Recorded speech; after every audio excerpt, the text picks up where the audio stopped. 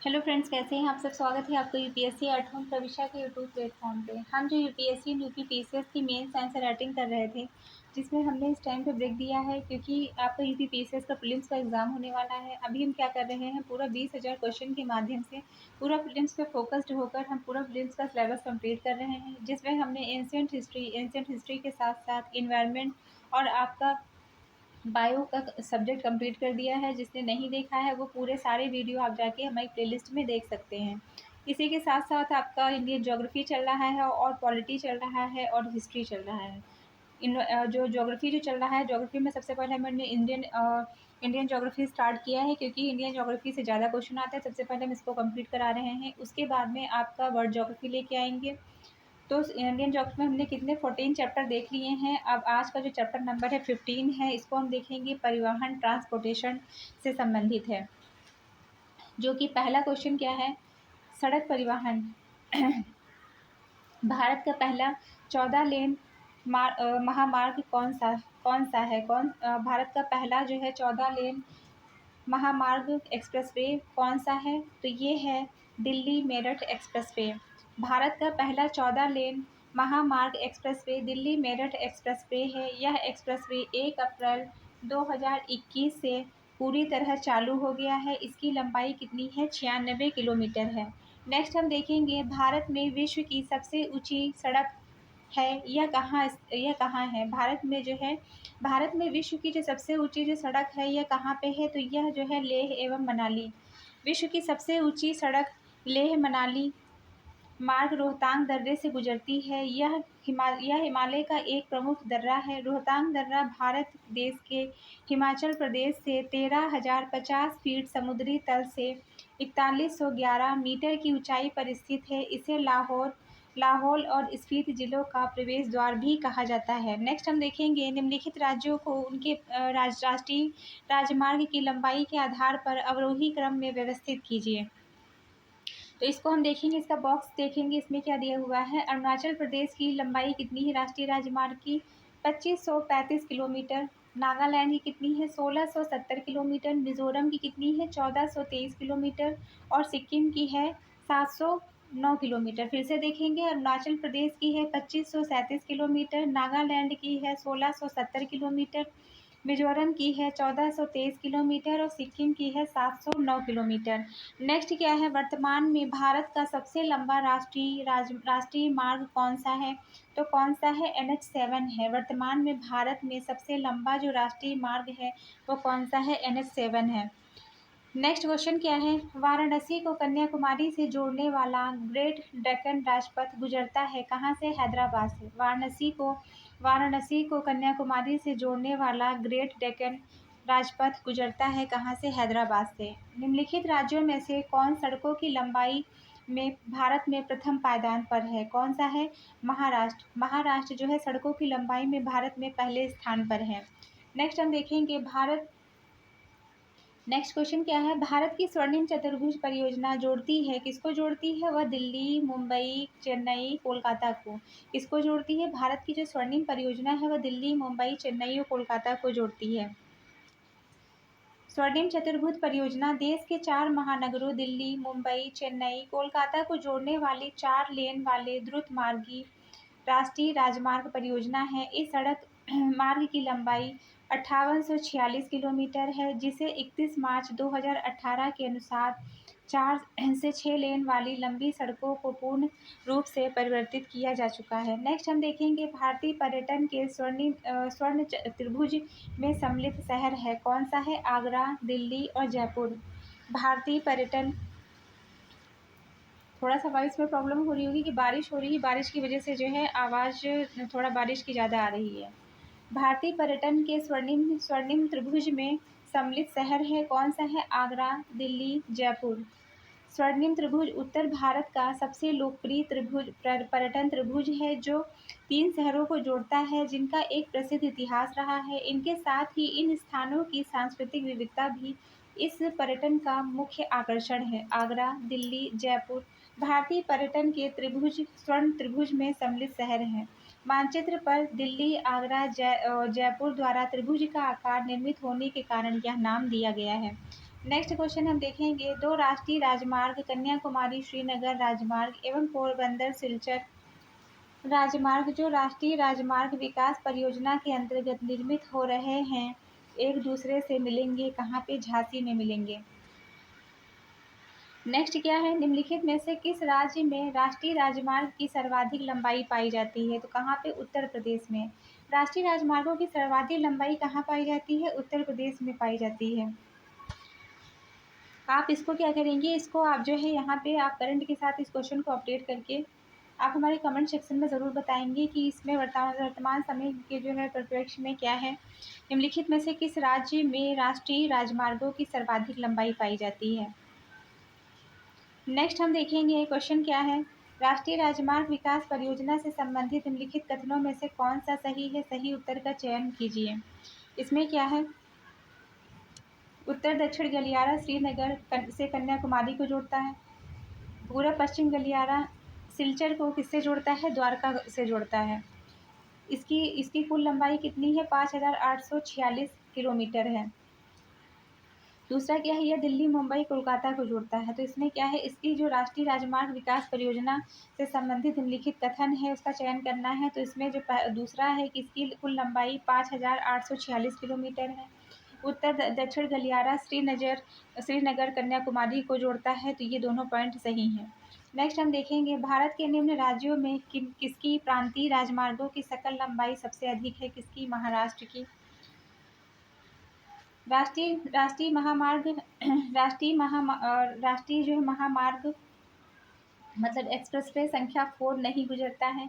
वर्तमान में राष्ट्रीय राजमार्ग संख्या 4 भारत के अंडमान निकोबार द्वीप समूह में 230.7 किलोमीटर लंबा राजमार्ग है। यह उत्तर मध्य अंडमान द्वीप के उत्तरी भाग में स्थित मायामदर दक्षिण अंडमान द्वीप में चिड़िया टापू एक विस्तृत है। पुरानी नामांकन प्रणाली में यह राष्ट्रीय मार्ग 223 कहलाता है। नेक्स्ट क्वेश्चन हम देखेंगे, रेल परिवहन से संबंधित निम्नलिखित में से कौन सा सुमेलित नहीं है? इसके अंतर्गत क्या है, रेलवे जोन संबंधित है। दक्षिण पश्चिमी रेलवे, इसका मुख्यालय कहाँ है? हुबली में है। दक्षिण पूर्व मध्य रेलवे बिलासपुर इसका मुख्यालय है। मध्य रेलवे का जबलपुर है। दक्षिण मध्य रेलवे का सिकंदराबाद है।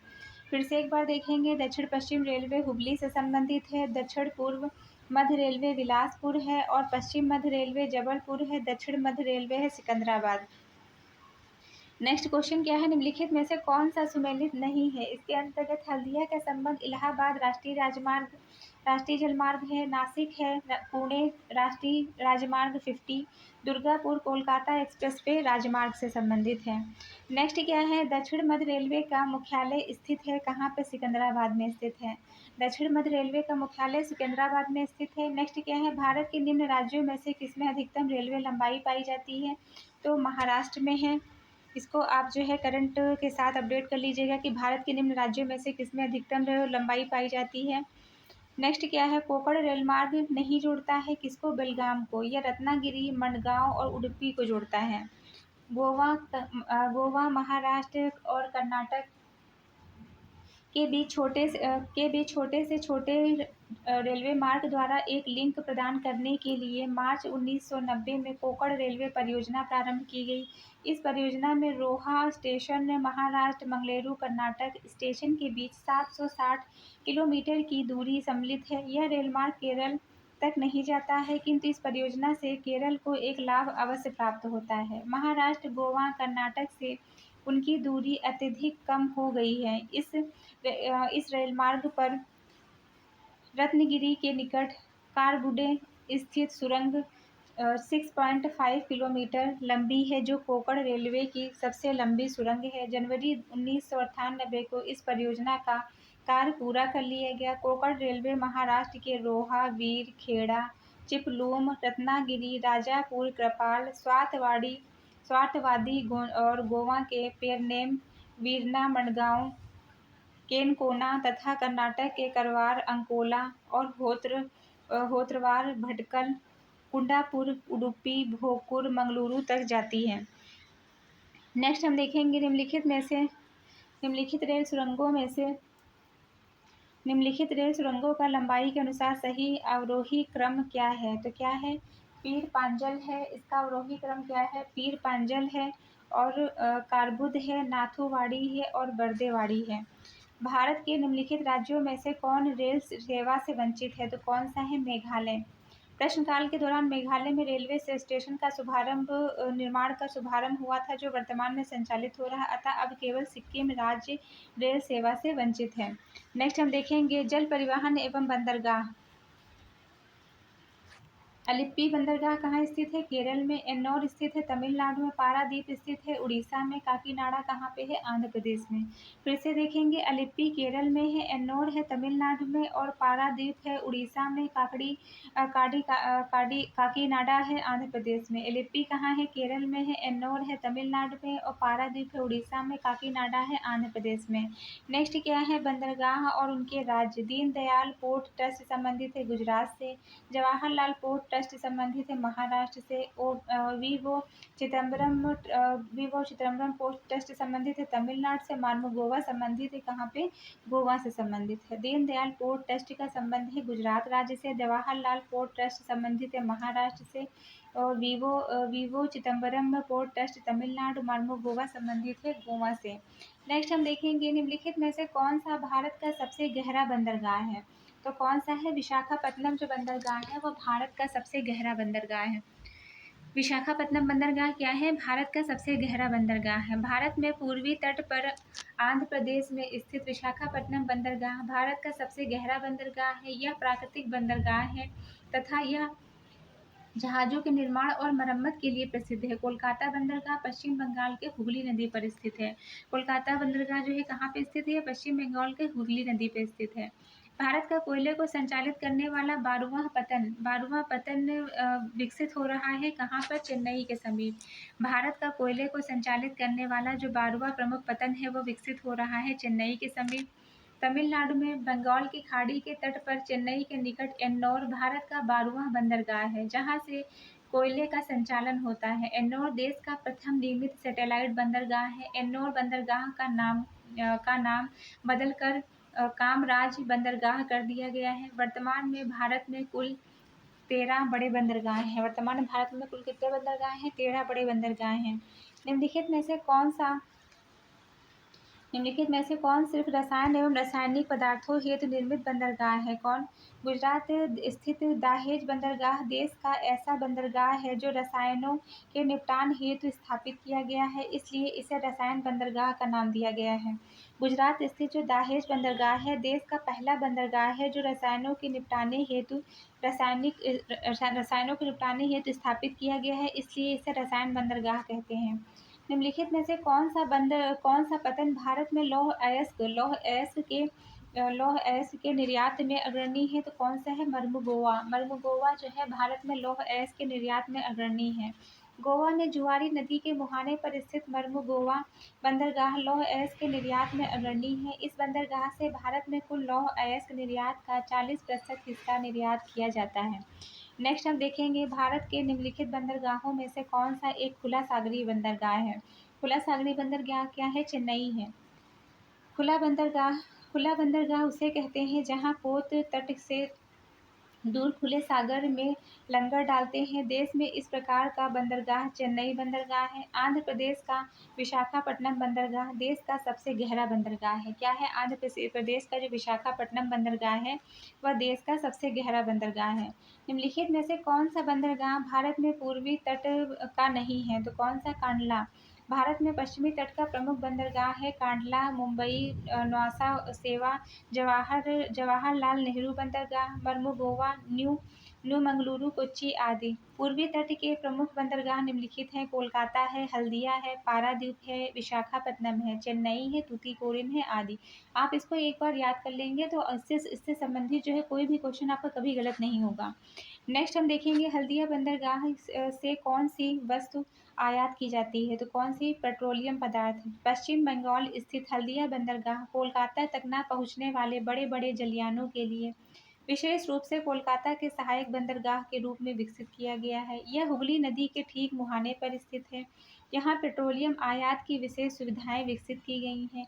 निकट में ही हल्दिया रिफाइनरी की स्थापना भी की जा चुकी है। नेक्स्ट हम देखेंगे निम्नलिखित में से कौन सा भारत का प्राकृतिक बंदरगाह नहीं है? चेन्नई जो है भारत का प्राकृतिक बंदरगाह नहीं है। भारत में 75 से 16 किलोमीटर लंबे समुद्र तट पर 13 बड़े बंदरगाह, 200 से अधिक छोटे मझोले बंदरगाह अवस्थित हैं। मुंबई और कोचीन का बंदरगाह प्राकृतिक बंदरगाह है। विशाखापट्टनम देश का सबसे गहरा बंदरगाह। विशाखापट्टनम सॉरी, ये सारे फैक्ट आपको याद करना बहुत ज़रूरी है। आप चाहें तो इसका स्क्रीनशॉट ले सकते हैं। मुंबई एवं कोचीन जो बंदरगाह है प्राकृतिक बंदरगाह है। अगर आपसे पूछा जाता है कि इन निम्नलिखित में से कौन सा प्राकृतिक बंदरगाह है, तो अगर आपका जो है मुंबई या कोचीन दिया है तो आप उसको लगा देंगे, उसको टिक कर देंगे। दूसरा क्या है, विशाखापट्टनम देश का सबसे गहरा बंदरगाह है। अगर आपसे ये पूछा जाता है कि देश का सबसे गहरा बंदरगाह कौन सा है, तो विशाखापट्टनम है। यह सर्वश्रेष्ठ प्राकृतिक बंदरगाह माना जाता है। सर्वश्रेष्ठ प्राकृतिक बंदरगाह कौन सा है, विशाखापट्टनम है। और दूसरा क्या है, गुजरात स्थित कांडला ज्वारी बंदरगाह है। अगर आपसे पूछा जाए कि कांडला और जो है कांडला कैसा बंदरगाह है, यह एक ज्वारी बंदरगाह है, कहाँ पर स्थित है, गुजरात में। यह मुक्त व्यापार क्षेत्र वाला बंदरगाह। अब ये सारे फैक्ट आपके लिए जो बहुत ज़्यादा इंपॉर्टेंट है, क्योंकि इसी से क्वेश्चन बनता है यहाँ पे, तो इसको आप स्क्रीनशॉट लेके याद कर सकते हैं। देश का सबसे बड़ा बंदरगाह मुंबई है। क्या है, देश का सबसे बड़ा बंदरगाह कौन सा है, मुंबई है। चेन्नई ये कृत्रिम बंदरगाह है तथा यह देश का सबसे प्राचीन बंदरगाह है। अगर आप स्क्रीनशॉट नहीं लेते हैं तो आप जो है 2 से 3 बार वीडियो सारी देखेंगे, आपको सारे फैक्ट्स याद हो जाएंगे। चेन्नई एक जो है कृत्रिम बंदरगाह है, यह देश का सबसे प्राचीन बंदरगाह है। बड़े बंदरगाहों के प्रबंध एवं विकास की जिम्मेदारी केंद्र सरकार की होती है, जबकि छोटे मझोले जो बंदरगाह होते हैं वह समवर्ती सूची में शामिल हैं। आपसे ये पूछा जा सकता है कि जो बड़े जो बंदरगाह हैं तो वो केंद्र सरकार की जो है केंद्र सरकार की जिम्मेदारी है, और छोटे और मझोले बंदरगाह जो है समवर्ती सूची में हैं। तो ये उपयुक्त कथन में से कौन, इनका प्रबंधन किससे संबंधित है, राज्य सरकार की जिम्मेदारी है। तो ये अगर आपसे पूछा जाता है कि उपयुक्त कथनों में से कौन सा सही, तो ये दोनों ही कथन आपके सही हैं। एन्नौर बंदरगाह है ऐसा पहला निगमित कंपनी के रूप में पंजीकृत बंदरगाह है। यह जो है, अगर आपसे पूछा जाता है कि पहला निगमित बंदरगाह कौन सा है, तो एन्नौर बंदरगाह पहला निगमित। अगर ये पूछा जाता है कि कृत्रिम बंदरगाह बताइए, तो चेन्नई है और सबसे प्राचीन बंदरगाह है। और कांडला जो है कौन सा बंदरगाह है, यह ज्वारी बंदरगाह है, कहाँ पर स्थित है, गुजरात में स्थित है। और सबसे गहरा बंदरगाह पूछा जाता है, यह सर्वश्रेष्ठ प्राकृतिक बंदरगाह पूछा जाता है, तो विशाखापट्टनम है। यह आपसे प्राकृतिक बंदरगाह की बात की जाती है तो मुंबई और कोचीन है। नेक्स्ट हम देखेंगे अभी जो हमने फैक्ट देखे हैं उससे रिलेटेड क्वेश्चन है, इसीलिए हम बोलते हैं कि आप लोगों को ये जो बॉक्स दिया है इसको पढ़ना बहुत ज़्यादा ज़रूरी है। हम क्या कर रहे हैं, आपको क्वेश्चन आंसर तो करा ही रहे हैं, क्वेश्चन आंसर के साथ साथ आपको बॉक्सेस में बता रहे हैं कि क्या क्या फैक्ट याद करना ज़रूरी है, जो कि आपके आगे आने वाले एग्ज़ाम में बन सकता है, चाहे वो यूपीएससी का एग्ज़ाम हो या यूपी पीसीएस का एग्ज़ाम हो या अदर स्टेट का जो है पीसीएस का एग्ज़ाम हो, किसी भी एग्ज़ाम में आप जो है इसको पूछा जा सकता है यहाँ से क्वेश्चन। निम्नलिखित में सुमेलित नहीं है, तो कौन सा सुमेलित नहीं है, चेन्नई सुमेलित नहीं है, क्योंकि यह क्या कहता है कि यह भारत का सबसे गहरा पतन है, तो यह गहरा पतन नहीं है। भारत का सबसे गहरा पतन की बात हमने करी थी, वो कौन था आपका, विशाखापट्टनम था। चेन्नई क्या है, चेन्नई एक कृत्रिम बंदरगाह है। तो अगर आपको सारे फैक्ट्स जो है ऐसे याद होंगे तो आप क्वेश्चन को आसानी से कर लेंगे, कोई दिक्कत नहीं होगी। कोचीन क्या है, कोचीन प्राकृतिक बंदरगाह है। फिर क्या है, दूसरा क्या है, जवाहरलाल नेहरू पतन भारत का एकमात्र मशीनीकृत पतन है। कांडला क्या है, कांडला का संबंध जो है ज्वारी पतन से संबंधित है। तो ये हमारा जो है हमने ये क्वेश्चन किया। इसके साथ आप लोगों को ये बताना है कि हमारी डेली जो है 4 वीडियो आती हैं, जिसमें 30-30 मिनट का कंटेंट रहता है। टोटल हमारा 2 घंटे का पूरा कंटेंट रहता है। जो भी लोग जो है 1 वीडियो देख के 3 स्किप कर रहे हैं, आपको इसका पूरा प्रॉफिट जो 20,000 की जो सीरीज़ है ना, तो वो जो है आपको प्रॉफिट इसका तभी मिलेगा जब आप सारी वीडियो को देखेंगे, क्योंकि 20,000 क्वेश्चन सिर्फ जो है 4 में से 1 वीडियो देखने से वो कंप्लीट नहीं होगा, क्योंकि हम तो करा रहे हैं लेकिन आप लोगों को वो कंप्लीट नहीं होगा जब तक कि आप पूरी वीडियो नहीं देखेंगे। तो इसलिए आप लोग क्या करिए कि जो वीडियो आप देख रहे हैं, जो फर्स्ट टाइम हमारे चैनल पे विजिट किए हैं, तो जो वीडियो देख रहे हैं उसके पहले भी जितनी हमने वीडियो ये करवाई हैं, तो आप लोग उसको भी जाके जो है ज़रूर देखिए, क्योंकि तभी इसका फ़ायदा आप लोगों को मिलेगा। जिससे आपके जो एग्ज़ाम से पहले ही आपके 20,000 क्वेश्चन पूरे कंप्लीट हो जाएँगे, जिसमें आपका पूरा सिलेबस कवर होगा। और उसी के साथ-साथ हम क्या करेंगे, आपका जैसे एग्ज़ाम होने वाला होगा, तो अक्टूबर में ही हम स्टार्टिंग में ही एक सीरीज़ लेके आएँगे, जो कि आपके लिए जो है प्रीलिम्स के लिए मोस्ट इम्पोर्टेंट है। मोस्ट इम्पोर्टेंट क्वेश्चन इसके प्रीलिम्स के हैं। बहुत ज़्यादा मतलब उसमें क्वेश्चन नहीं मतलब बहुत ज़्यादा लंबी वो सीरीज़ नहीं चलेगी, वो 3 से 4 क्लास में पूरा हम उसको कंप्लीट करवा देंगे। तब तक आप लोग इसको करते रहिए, उसके हम उसको जो है हम लेके आएँगे, वो भी आपका कंप्लीट हो जाएगा। उसमें जो समीक्षा अधिकारी का जो भी एग्ज़ाम हुआ था, आरओ एआरओ का, जो भी बच्चे आरओ एआरओ का एग्ज़ाम जो है दिए होंगे या जो नहीं दिए हैं, जो नहीं भी दिए होंगे, अगर आप यूपी पीसीएस का जो है टारगेट कर रहे हैं प्रीलिम्स का, तो मुझे नहीं लगता कि कोई ऐसा स्टूडेंट होगा जिसको जो है जो पीसीएस का टारगेट कर रहा होगा और उसने आरओ एआरओ का एग्ज़ाम नहीं भी दिया होगा, तो उसने एग्ज़ाम जो है उसका पेपर नहीं देखा होगा। पेपर तो जो है ज़रूर ही देखा होगा। तो इसलिए जो है मेरा कहने का मतलब ये है कि जो वहाँ पे जो क्वेश्चन वो पूछे गए हैं, तो जो हम सीरीज़ की बात कर रहे हैं, जिसमें हम करवाने के लिए 3 से 4 क्लास उसमें मुश्किल से रहेंगी। तो ज़्यादातर जो क्वेश्चन उसमें पूछे गए हैं, तो उसी उसी जो है बुक से पूरे आ गए हैं। तो इसलिए जो है आप लोग इस पे बने रहिए। ये जो कंटेंट 20,000 की सीरीज़ चल रही है, तो आपके लिए मोस्ट मोस्ट मोस्ट इम्पोर्टेंट है ही, क्योंकि इसको देखना बहुत ज़रूरी है। आपके लिए क्या है, 20,000 पूरे पूरे आपके 20,000 क्वेश्चन जो है हो रहे हैं।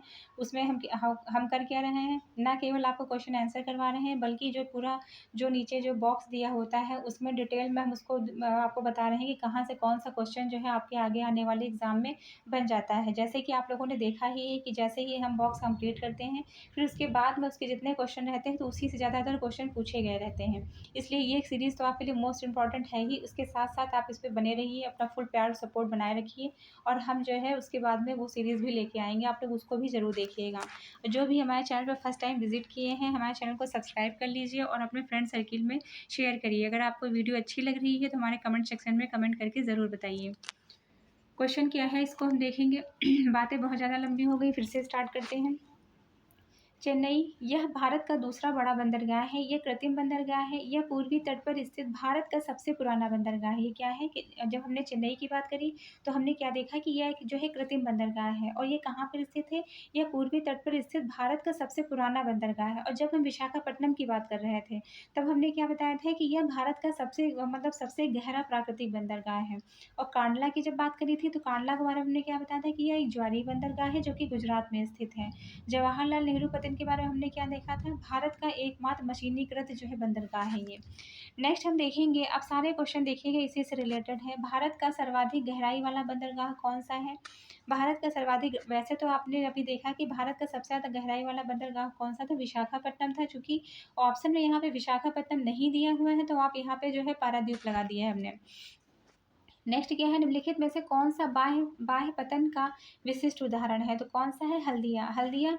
हल्दिया पतन बाह्य पतन का उदाहरण है, जो पश्चिम बंगाल में स्थित है। ये ऐसे पतन को बाह्य पतन कहा जाता है, जो मुख्य पतन का सहायक पतन होता है। मतलब कि मुख्य पतन नहीं होता है, उसका जो है उसके मतलब हेल्पर के रूप में कार्य करता है। सहायक पतन होता है और गहरे जलीय भाग में स्थित होता है। यह कोलकाता का सहायक बंदरगाह है। अगर आपसे ये पूछा जाए कि जो हल्दिया बंदरगाह है, तो ये किसका किसका जो है सहायक बंदरगाह है, तो ये कोलकाता बंदरगाह का सहायक बंदरगाह है। नेक्स्ट हम देखेंगे, निम्नलिखित में से कौन आंध्र प्रदेश का बंदरगाह नगर है? कौन सा है? काकीनाडा। काकीनाडा आंध्र प्रदेश का बंदरगाह नगर है। काकीनाडा विशाखापट्टनम आंध्र प्रदेश के प्रमुख बंदरगाह नगर है, जबकि नेल्लोर, विजयनगरम और कर्नूल प्रमुख नगर हैं।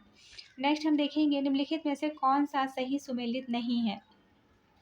कौन सा सही सुमेलित नहीं है? तो इसमें क्या है, यह जो है मुद्रा का संबंध आंध्र प्रदेश से नहीं है। यह मुद्रा पोर्ट भारत का सबसे बड़ा निजी क्षेत्र पोर्ट है। इसका संचालन अडानी पोर्ट्स और सेल्स लिमिटेड के द्वारा किया जा रहा है। यह गुजरात प्रांत के कच्छ जिले में स्थित है।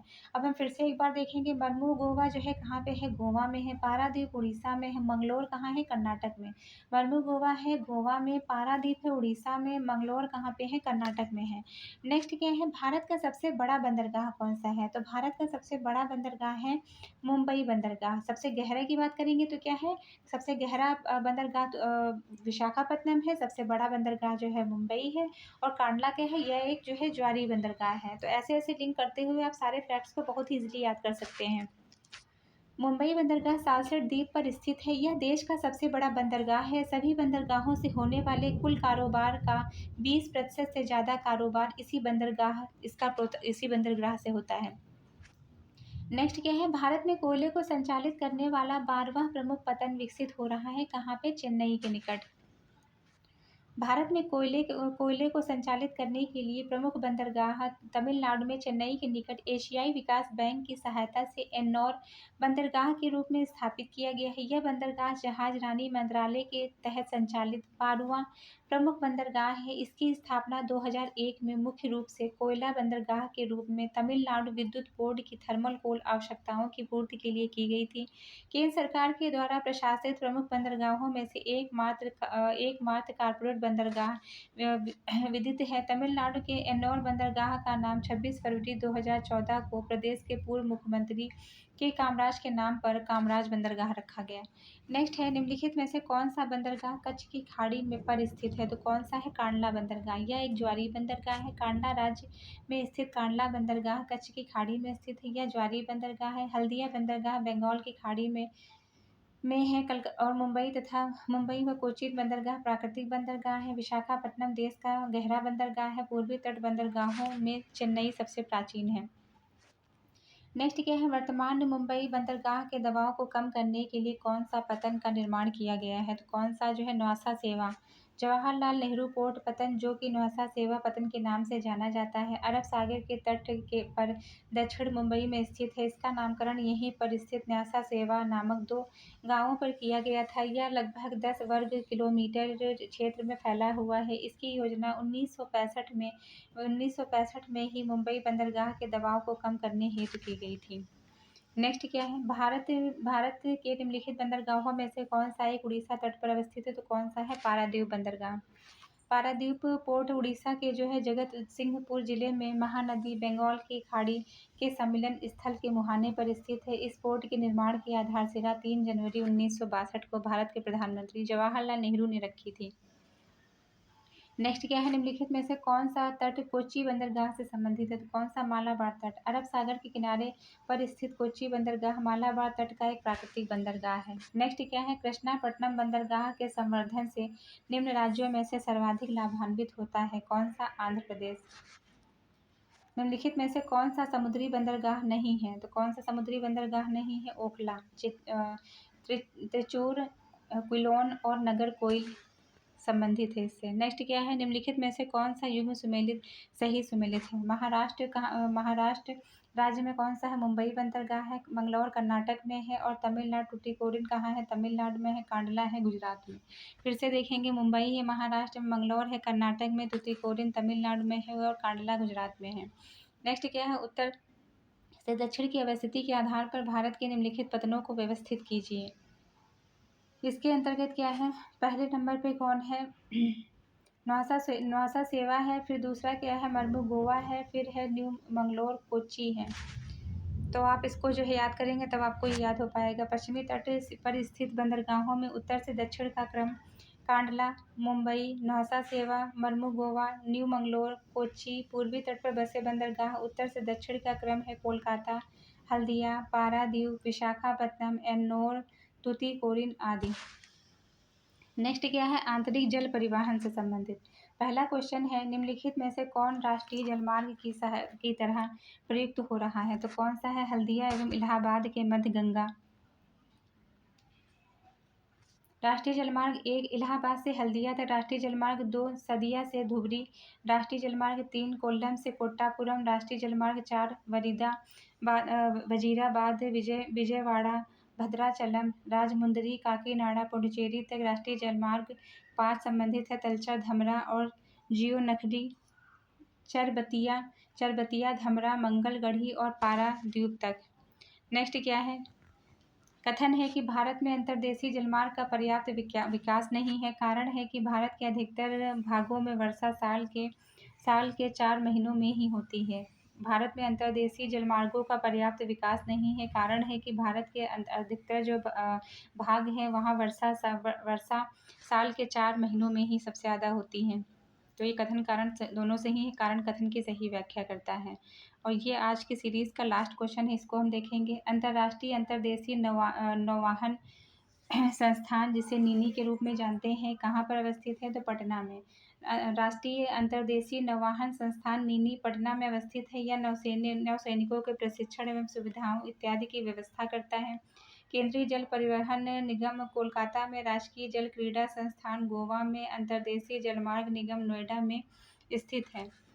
तो ये हमारा जो है चैप्टर यहीं पे कंप्लीट होता है। आप लोगों को हमारी ये सीरीज़ जो चल रही है कैसी लग रही है, हमारे कमेंट सेक्शन में ज़रूर बताइए। तो ऐसे ही पढ़ते रहिए, लाइफ में आगे बढ़ते रहिए, यूपीएससी 8वां प्रविष्टा के साथ प्रीलिम्स मेंस प्रैक्टिस करते रहिए। Thank you.